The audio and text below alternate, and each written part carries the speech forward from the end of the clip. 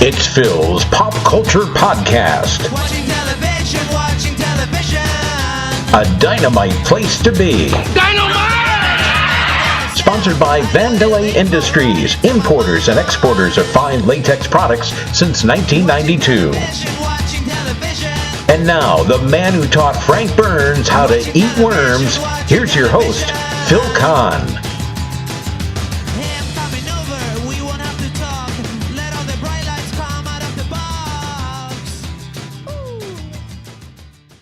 And thank you, John Meany, wherever you are. I am Phil Kahn, and believe it or not, I did indeed teach Larry Linville how to eat fish bait.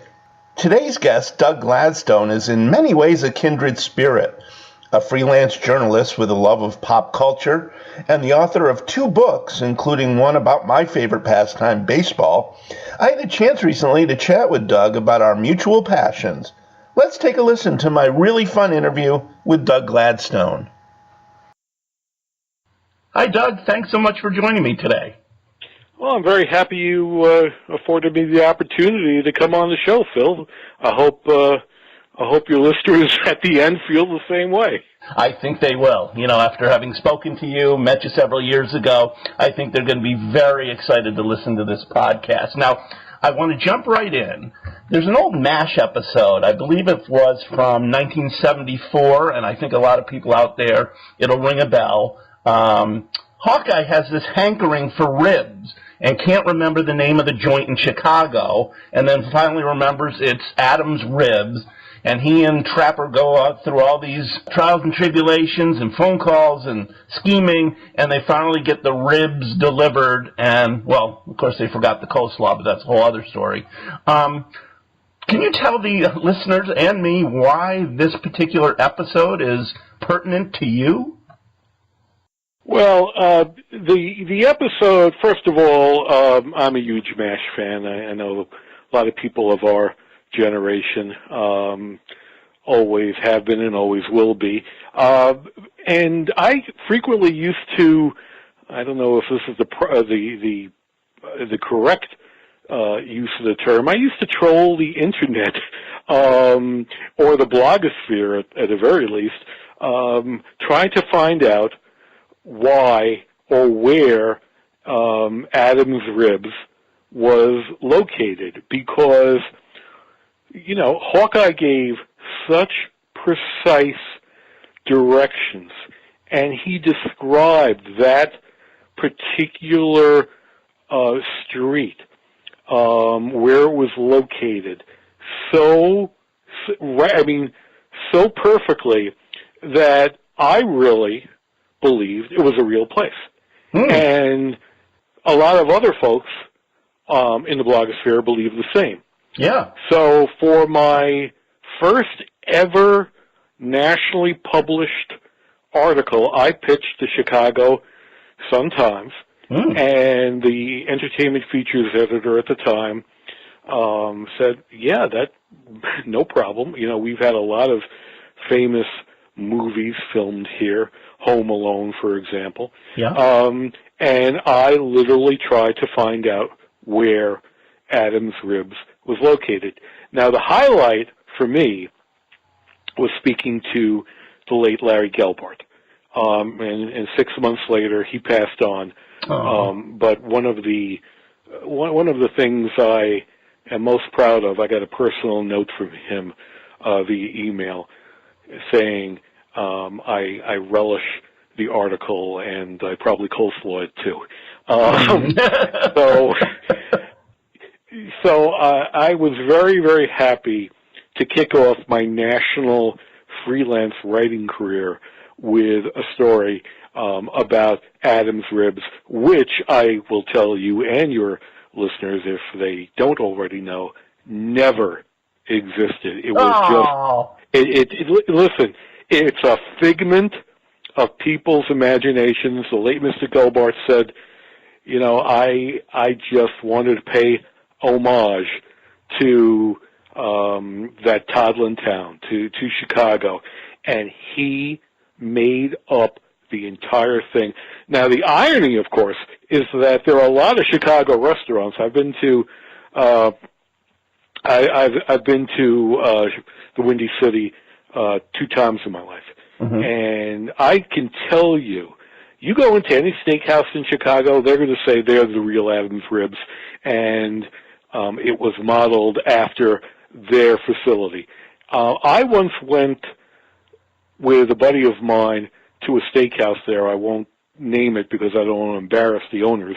And I said, so you really, because they had a sign out, you know, we're the real Adams Ribs.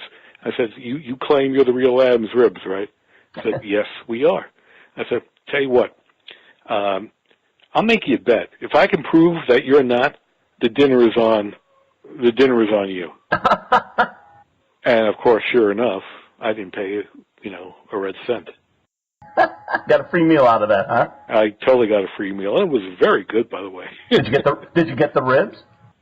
No, I actually at the time I went for the chicken marsala. My friend, my buddy, he went for the ribs.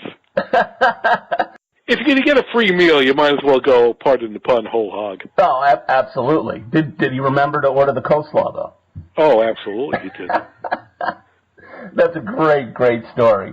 Now, when I read your bio, it said a devoted husband, father, fantasy league baseball player who is addicted to sports, film, theater, and trivia. And I'm thinking, aside from the father and husband part, you sound just like me. So, yeah, except that I'm not from Detroit, Phil.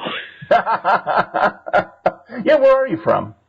I'm a native New Yorker, born and bred, reared in Jackson Heights, and I moved up here when I fell in love with a gal from Guilderland who now works as the development director, my lovely bride, of it'll be 15 years this December. My lovely bride works as a development director for the New Skeet monasteries. And just a little plug, if you ever, folks, if you're here in New York or anywhere in the good old U.S. of A, heck, if you're anywhere in the world, please order their cheesecake. It is the best in the world, and trust me, I know cheesecake because being from New York, and we have juniors in Brooklyn, in Kings County, New York.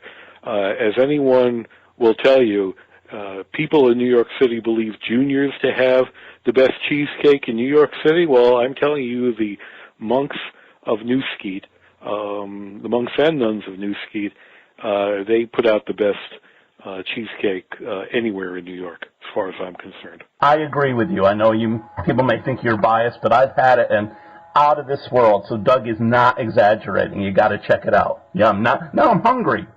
Can we cut this interview short so I can go get some cheesecake? I tell you, between the ribs and the cheesecake, that's quite a meal we've got going. Whether you hold the coleslaw or not, but... Right.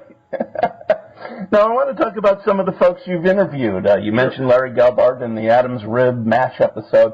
One of my favorites is William Daniels. Of course, everybody thinks of him from Boy Meets World, but I know him from 1776, and, of course, Kit from Knight Rider and St. Elsewhere, but I believe you're a 1776 fan, aren't you? I am a huge 1776 fan. It is one of 2 films that my daughter actually watches with me.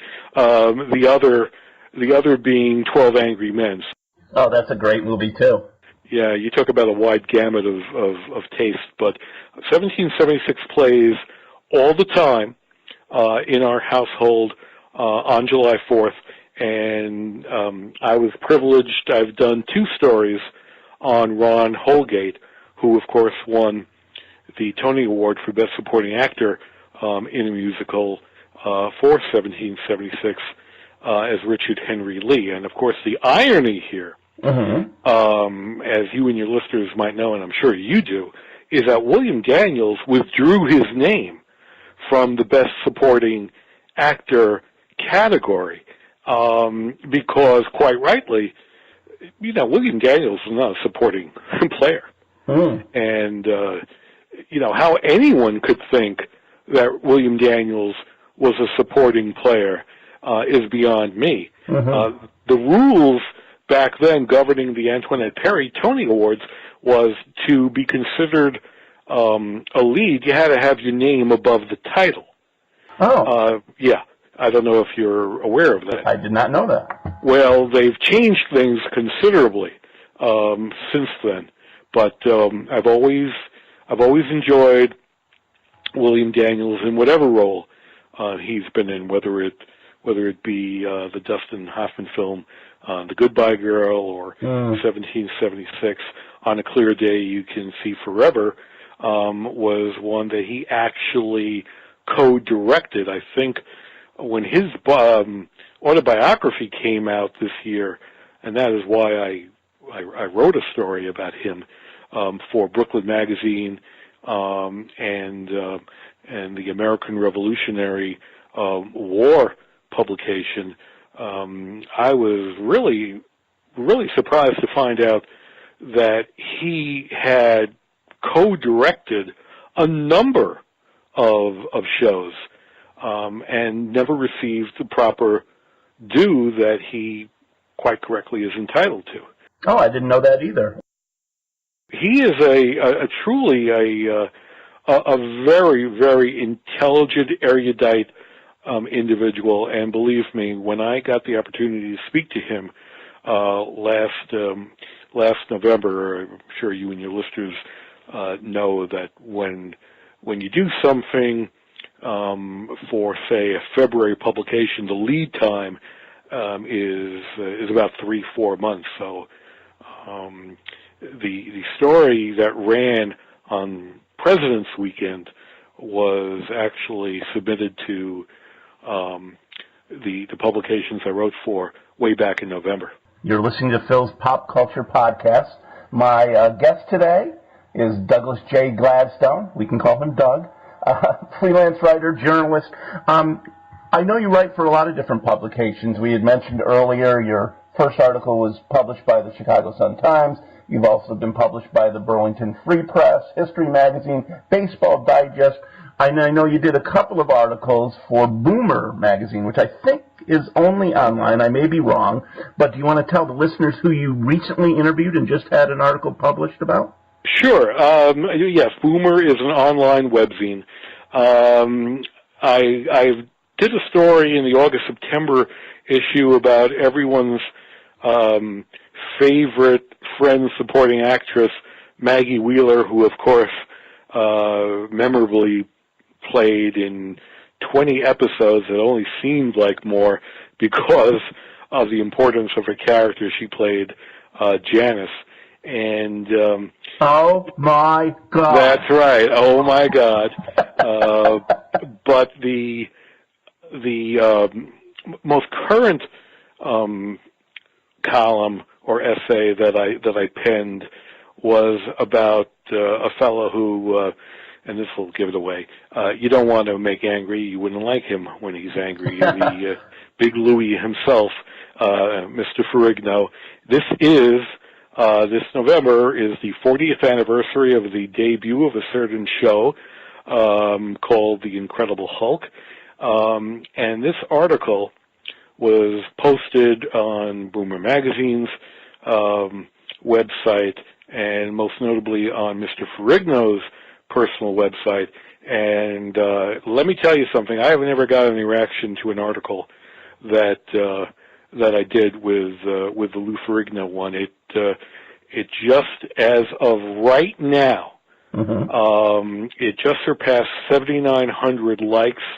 It had over 445 shares and over 800 comments. That is, I am totally floored by that number. I'm not surprised because a lot of people, for whatever reason, and I picked profiling Lou Ferrigno, a lot of people really look up to him, and the reason why I chose to profile him is that my late father was deaf on one ear, and Mr. Ferrigno, as most people know, through some childhood disease, lost 70-75% of his hearing on both ears, and he is, to me, a role model of what you can accomplish in life in spite of whatever handicaps or adverse situations you have to encounter.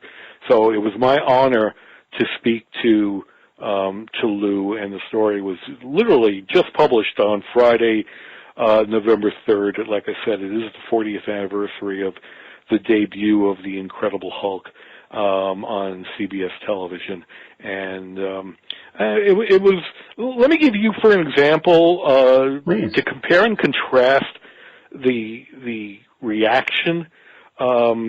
Brooklyn Magazine, when I did a story on who we alluded to earlier, Bill Daniels, who a lot of people don't know was born in Brooklyn and grew up in Brooklyn.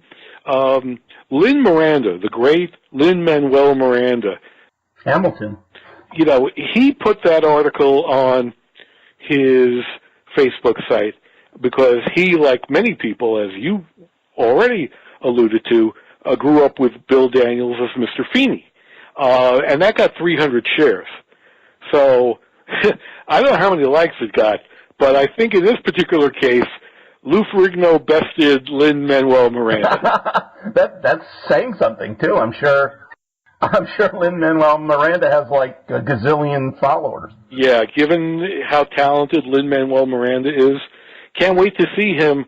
By the way, if you don't know, or if you and your listeners don't know, Lin-Manuel Miranda is playing Bert to Emily Blunt's Mary Poppins in the reboot of, I don't know if it's a reboot so much as a continuation of the story, and I think it comes out in 2019. Another scoop, I did not know that. You have your finger on the pulse, don't you, Doug?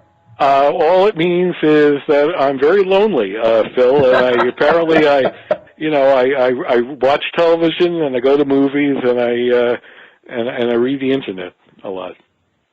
Me too. Now I'm lonely. Let's see, before you made me hungry, now you're making me feel bad. Well, I'll tell you what, ladies and gentlemen, if you see two people in a movie theater, one who lives in Glens Falls and one who lives north of Saratoga Springs, chances are it's me and Phil. And take pity on us. Please come over and say hello. Give us 5 minutes of your time just to make us feel better. Now, you've also interviewed, we can classify her as a character actress, perhaps, Jacqueline Scott. Yeah, she's a tremendous character actress. Appeared in 8 episodes of Gunsmoke. She literally is the type of individual who, I know the face, I just don't know the name. She did 8 episodes of Gunsmoke. She created one of the characters in the original Broadway production of Inherit the Wind, the one with Tony Randall, the late Tony Randall, in the E.K. Hornbeck role, the journalist who later Gene Kelly played in film. She was in one of my personal favorite movies, Charlie Varick. She was the wife who you see talking to Dennis Weaver in Steven Spielberg's great TV movie Duel. Remember, where the truck follows Dennis Weaver's character? Oh, yeah, yes. That was pretty much like Jaws on the highways and byways of America. But Jacqueline Scott, to me, will always be Dr. Richard Kimball's faithful sister, Donna Kimball Taft. And this past August 29th, was the 50th anniversary of the final episode of that landmark television show, The Fugitive. The episode, of course, part 2 was called The Judgment. It was seen in Canada a week later, like on September 5th or September 6th. Why I know that, don't ask me. But The Fugitive was quality television, and I know, you can't really make comparisons to what is good on television today versus what is good on television 50 years ago. It would be invidious to do so, but let me tell you, since you and I are of the same generation. Give me The Fugitive any day of the week. It was for 3 seasons, filmed in black and white. The last year was all in color. And, you know, we talked about Lou Ferrigno and The Incredible Hulk. Well, The Fugitive pretty much inspired a lot of shows where you had the central protagonist searching for, in The Incredible Hulk's case, a cure. He was trying to run away from an investigative reporter played by the late Jack Colvin. The Fugitive had really the same kind of theme. This man was wrongly convicted for a murder he did not do. The scales of justice clearly did not work for him, and through a freak train accident, he was freed. And anyone who has seen the spectacular Harrison Ford 1991 movie pretty much knows the story. He was pursued, like in Les Miserables, by an antagonist called Lieutenant Philip Gerard.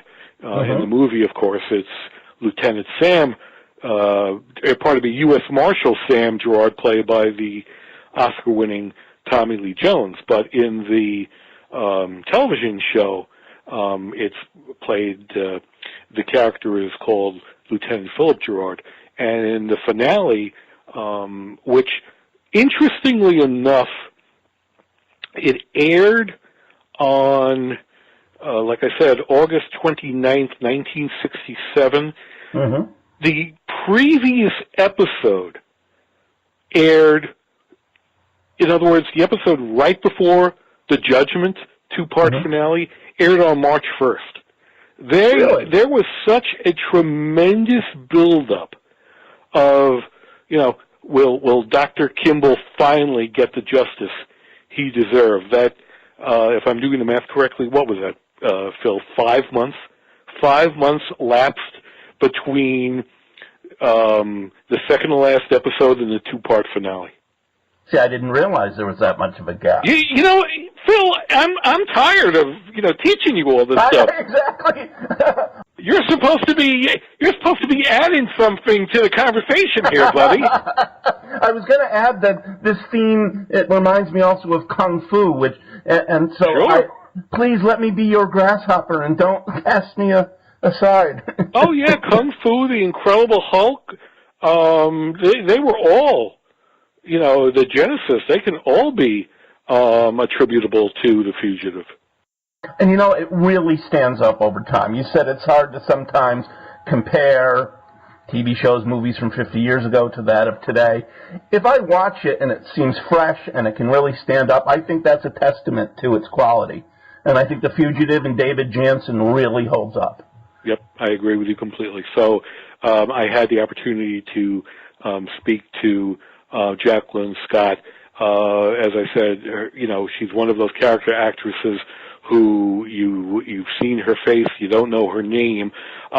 Most notably, let's see, the last real cool thing she did. Do you remember the 2012 Doritos commercial called The Flying Baby?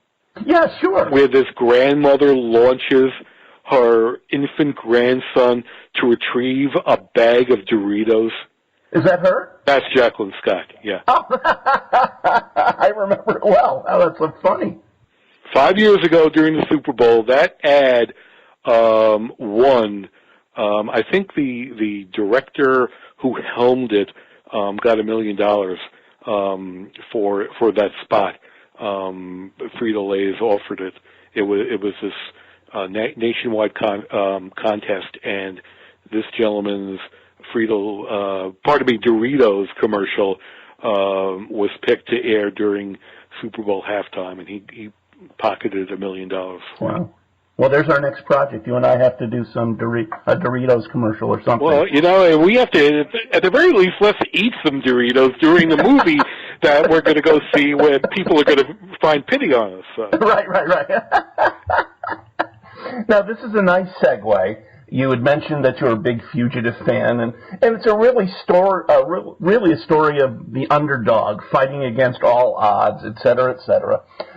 When I first met you, it was 2011. I was involved with the Glens Falls Area Baseball Society and Hall of Fame, and we tabbed you to be our keynote speaker. You had written a book, A Bitter Cup of Coffee, how MLB and the Players Association threw 874 retirees a curve, excuse me. A terrific book if people haven't read it. I think this is a nice segue, talking about The Fugitive, and then sliding over to this book. Could you tell us a little bit more about this book? It's a tremendous read, by the way. Well, I appreciate that. I really do. 7 years has gone by since the book was first published. And it's funny because let me give you the genesis, you and your listeners, of why I wrote about this topic. And as you are correct, again, I'm one of those people who is a sucker for stories about individuals who are slighted in life, the justice system doesn't work, who get screwed. Well, I was doing a story on the 40th anniversary in 2009 of Jimmy Qualls, and as every fan of the New York Mets knows, he broke up Tom Seaver's no-hitter. Yep, Jimmy Qualls broke up Tom Seaver's imperfect game, as they call it. Tom Seaver went to the top of the ninth inning with a perfect game. He retired Randy Hundley on a comebacker to the mound, and then Jimmy Qualls, who was playing in the game only because Leo the Lip DeRocher was so mad. Leo the Lip and the late Ron Santo actually were so mad at the center fielder Don Young for screwing up a game the day before when the Mets officially took first place over the Cubs when they leapfrogged over them, that Leo the Lip, in an act of retribution, actually put in Jimmy Qualls. So Jimmy Qualls lines a clean single right between the late Tommy Agee and Cleon Jones, and the perfect game is You Can Kiss It Goodbye. So I figured, well, in New York Met history, Jimmy Qualls is a mythical figure, and Tom Seaver actually once said, reportedly, when the Mets and the Cubs teamed up at Wrigley later in the year, he said, you SOB, you cost me $1 million. So, and it's funny how you never see Tom Seaver and Jimmy Qualls at an autograph show together. I don't know why some promoter doesn't, pair them up, because Bill Buckner and Mookie Wilson do that kind of thing. They do. I actually have a picture with the late chairman of the Glens Falls Area Baseball Society Hall of Fame, Phil Tucker, and I have a picture with Buckner and Mookie Wilson together. Yeah, we've got to get there's another project. We got to get Seavers and Qualls together. So to fast forward, I figured, well, you know what? Let me try and pitch a story to Baseball Digest on the 40th anniversary, and there I am interviewing Jimmy Qualls for Baseball Digest. And we had about 2 or 3 phone interviews, and during the last one, I threw him what I thought to be an easy softball that he could have no problem answering, and I said, have you enjoyed your time in the game? He said, Doug, I've enjoyed my time in the game. I wish it was longer.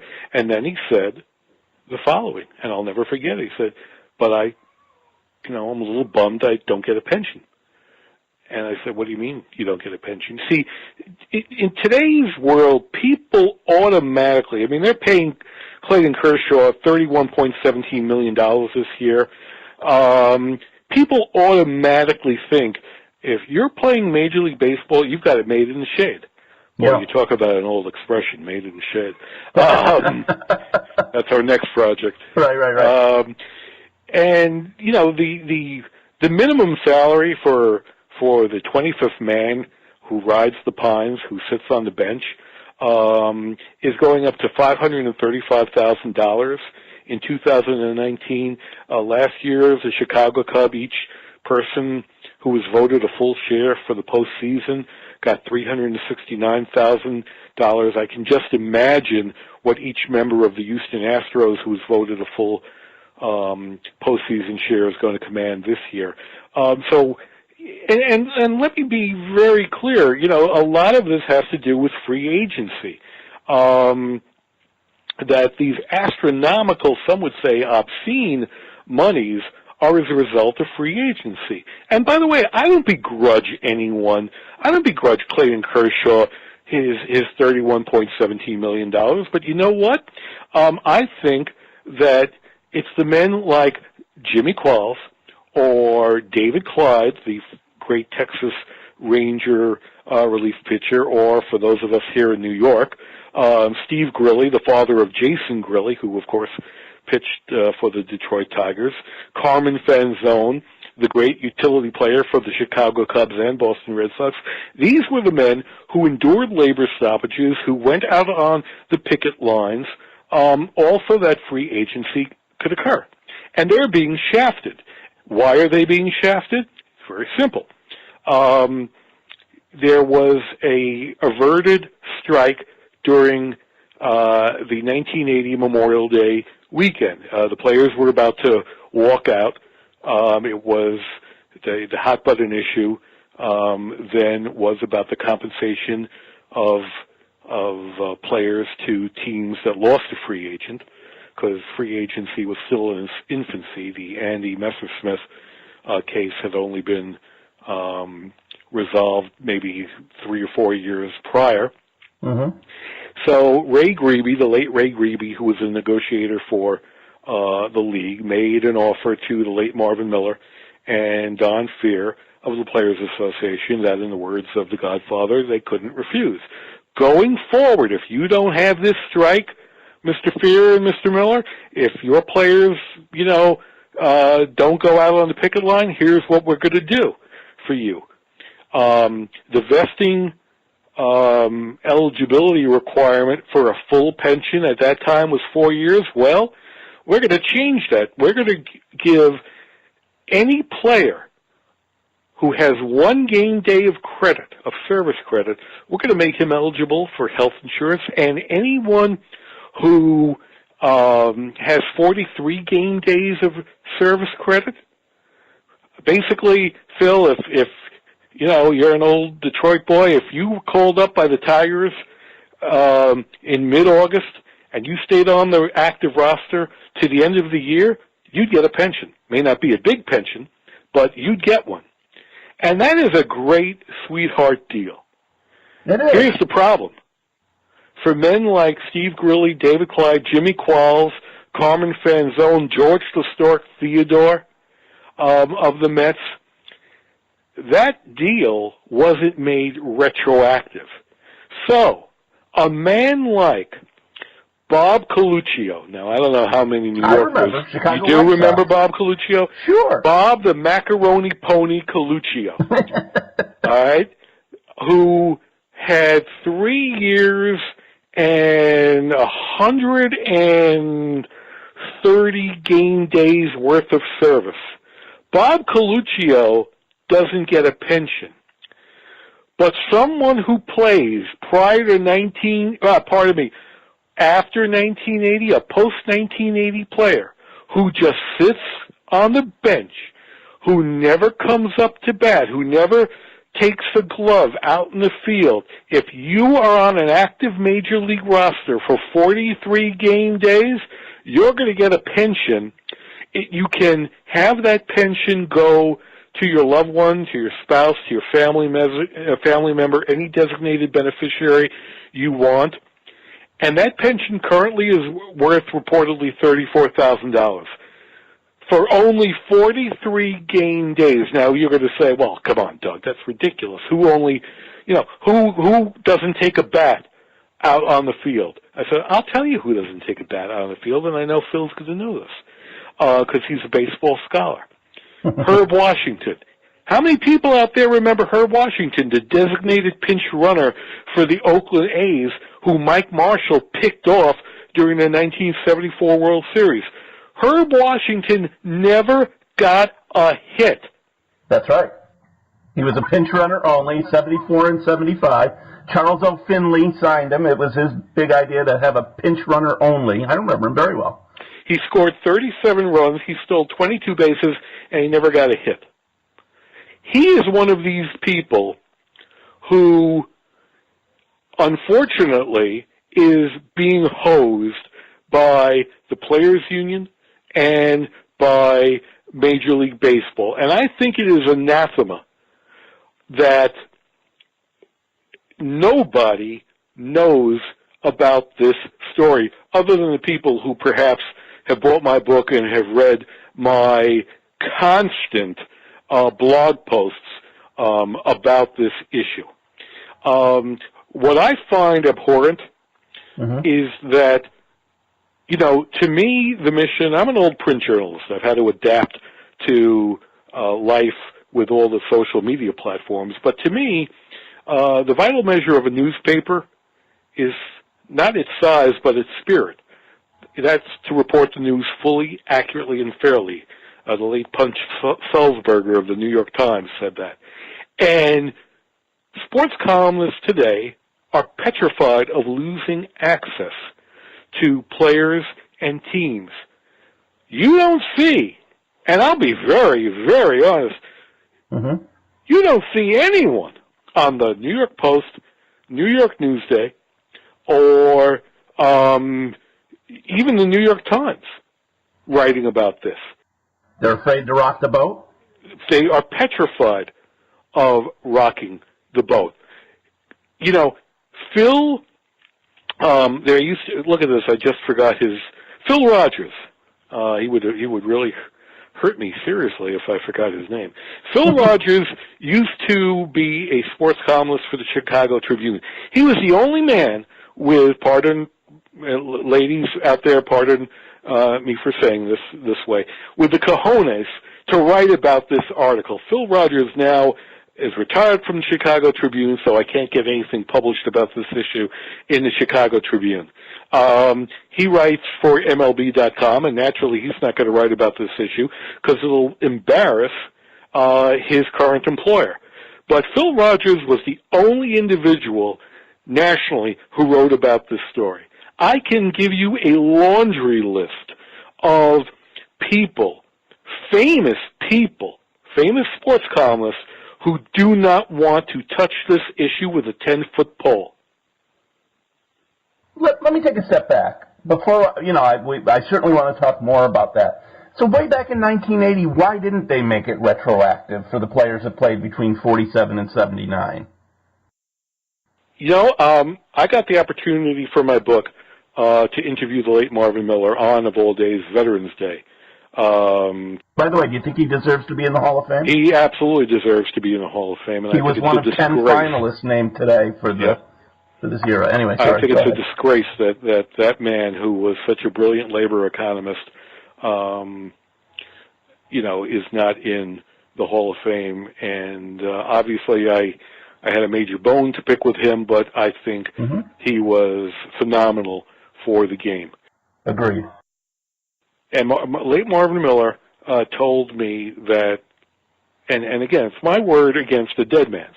So you can either take what I say with a grain of salt, or you can believe that what I put in my book is truthful. Marvin Miller said, look, if I had to do it all over again, I obviously would have insisted on retroactivity.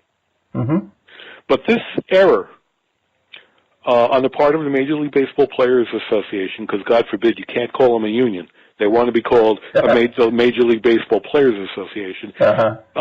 This error has never been remedied completely. In April 2011, a lot of people, such as yourself, will claim that in part because of all the press that I have gotten about my book and about the issue, it was partially remedied. All the pre-1980 players are getting $625 per quarter for up to 16 quarters, or $10,000, and a quarter is defined as 43 game days. So Bob Coluccio, who had, whatever I said, 3 years and 150 game days, Bob Coluccio is one of the higher paid guys.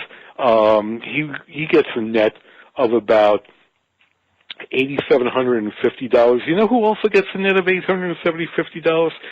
Rich Hinton. Rich Hinton, the former New York Yankee, the former Texas Ranger, the former Cincinnati Red, the former Seattle Mariner. He also had 3 tours of duty with the Chicago Cubs. Do you know that MLB and the Players Union, they're so cheap, they don't trust these guys. These are grown men, Phil. Yeah. They don't trust these guys to figure out the withholding deductions for themselves. So Rich Hinton's take-home net after the $8,750 gross he gets is $6,262. Oh, my God. Now, that's better than nothing, because remember, from 1980 to 2011, these pre-1980 players weren't getting a plug nickel. But this payment, when Rich Hinton, God forbid, dies, that payment dies with him. It's not going to be able to be passed on to his wife, Rita, or any of his 6 children. So people say, oh, it's a pension. It's not a pension. A pension is something you can pass on to your loved ones. Right. So I have, for the better part of 7 years, tried to convince people, both at the union and the league, to remedy this error. And, you know, am I making headway? I think I am. If people, you know, I'm not going to name which publications you're going to see them in, because I'm going to be quite honest. I don't trust MLB, and I certainly don't trust the union. They'll probably call up these publications if I name them right now and say, stop the presses. You know, Gladstone is not good for the game of baseball. Well, you know what? I am a baseball purist. I am a fan, and I think the league and in particular the union are sullying this great game by not reporting about this, by not doing right by these men. And I think that it is, again, abhorrent that you have such gutless turds. There's a soundbite for you. You have such gutless turds who are some of the nation's top sports columnists who refuse to write about this issue. They're rolling in dough. It's not like it'll break the bank. Is it? What's the problem? Is it that it's been too many years? Is it apathy? Is it greed? What is it? Well, I could say it's, you know, all of the above. But the bottom line is, first of all, the league does not have to negotiate about this matter except in collective bargaining negotiations. The union, the association, the union/association, they don't owe retirees what is called the duty of fair representation, i.e. they don't have to be their legal advocates. So there is no incentive for the union to do right by these men because, you know, they don't want to divvy up any more of the collective pie. And let's face it, let me acknowledge this. Any union's first mission is, first and foremost, to take care of its current dues-paying members. Well, after, you know, you're no longer a current dues-paying member, they don't care about you. They really, really don't. I, of course, believe that as a parent, you know, the future generation, my daughter's future is, you know, is all I care about, but let's also have a little healthy respect for the men who came before us, who allow Clayton Kershaw to command the ridiculously obscene money that he's making today. And, you know, if currently the 500 men who currently are alive, who are getting these, what I call reparations, these payments sent to them, if Major League Baseball and the union only gave them a flat fee of $10,000 for perpetuity, you know what this is going to cost? $5 million. Now, $5 million is a lot of money. I'm not trying to poo-poo that, but like you just said, in a game that is reportedly worth $12 to $13 billion. I mean, the TV licensing contracts alone are over $4.5 billion. That is a drop in the bucket. That is chump change. Absolutely. And, the sad part, and I've been obviously keeping up with your blog posts and other articles, at the time when you first started looking into this, there were probably over 1,000 such players that were impacted. There were 1,045 as of October 2010. Now there are only 500. That's the sad part. There were 874 when you wrote the book. They're dying off. Yep. And how horrible. Horrible. Mm-hmm. And no one has the cojones to write about it. Hal Bach, the former AP columnist, who actually I quote in my book. I quote a story that he published, ironically enough, called Waiting Out the Old-Timers. He wrote that back in 1994, I believe. Hal Bach essentially told me what I've just told you. I used to be a columnist, Doug. And, for us, I didn't want to lose my access.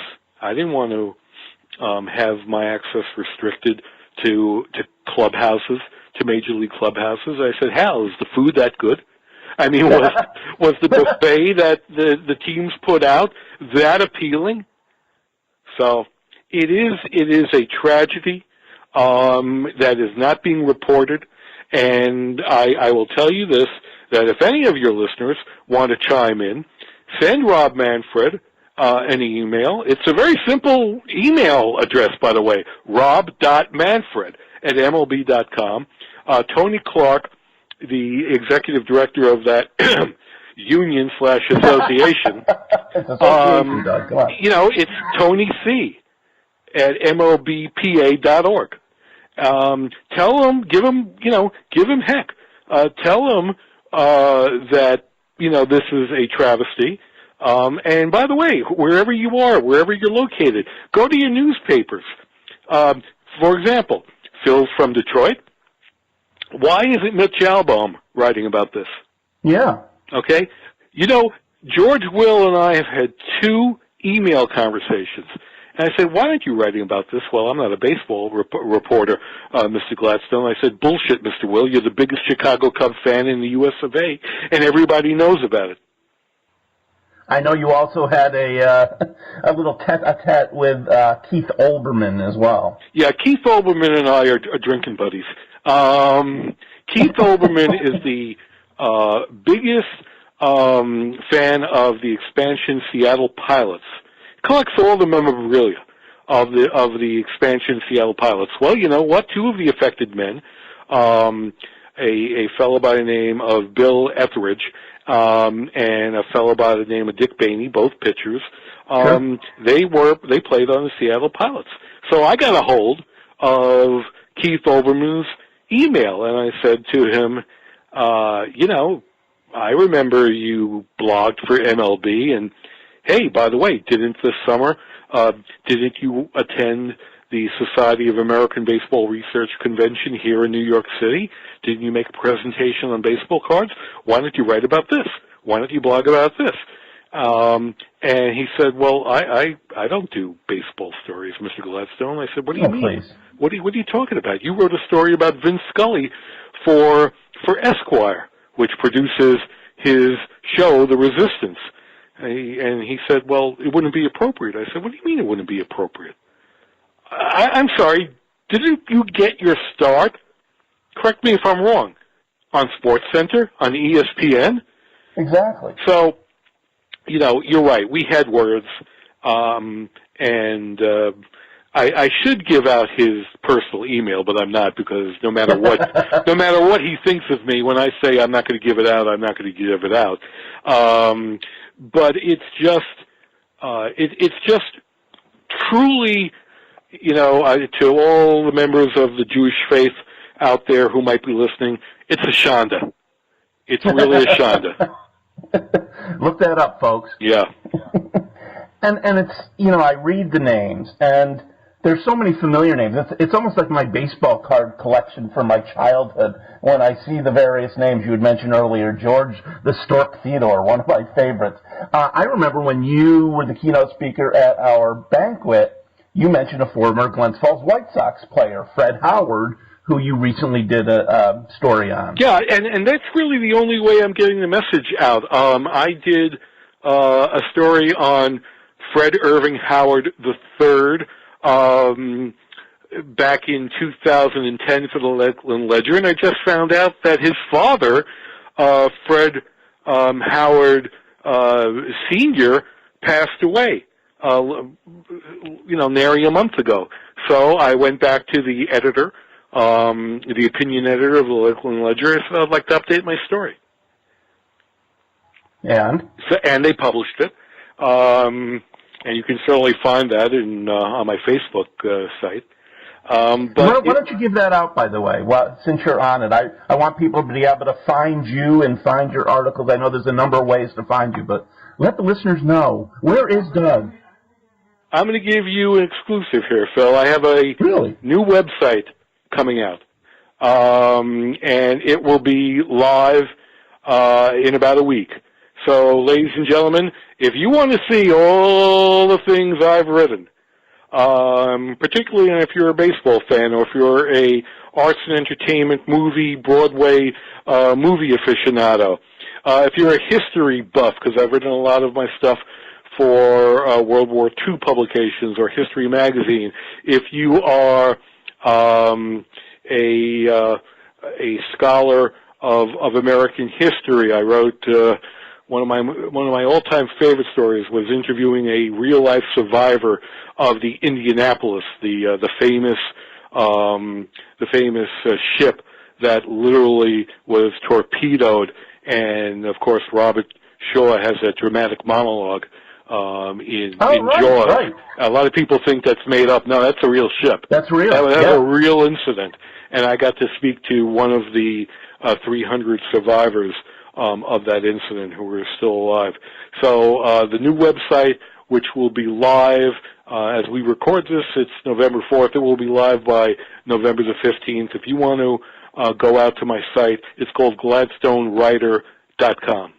And there's a little synergy there because on Twitter, I'm Gladstone Writer. So you can always check out GladstoneWriter.com, my website. You can always check me out on my Twitter account, Gladstone Writer. I'll be happy to answer any questions that come my way. And Phil, I've had an enormously good time speaking with you tonight. I hope you and your listeners feel the same way, and I really thank you very much for the opportunity. Oh, well, I really thank you, Doug. This has been a lot of fun. I've got all these notes written here about things I wanted to talk to you about. I could go a whole other hour. I would love to have you back on if you're open to it. Phil, I'm very easy to get a hold of. I mean, we only live less than 10 miles from one another, so you feel free to call, and I'll be there. I will definitely do that. And as far as your new website is concerned, I'll place a link on my website so people can find that. And thanks for giving me the scoop on that. Oh, you're very welcome. And I wish you the best of luck with it. Keep up the good fight. The book again, A Bitter Cup of Coffee, How MLB and the Players Association Threw 874 Retirees a Curve by Douglas J. Gladstone. And I'll look forward to our listeners also reading your interviews about Lou Ferrigno, Jacqueline Scott, William Daniels, and on and on and on. I'm really looking forward to that site coming out. Oh, I am too. I am too. I'm sure, yeah. Well, best wishes, Doug. Thanks so much again for being on the show. Thank you, my friend. Have a good night, and I, again, thank you and your listeners for indulging me. I'd like to thank today's guest, Doug Gladstone. Doug, you're a man after my own heart, and I so enjoyed our wonderful conversation. Stay well, and talk again soon, my friend. Watching television, watching television. We hope you've had a dynamite time listening to this edition of Phil's Pop Culture Podcast. Join us again next time for another stroll down memory lane. Until then, let's be careful out there.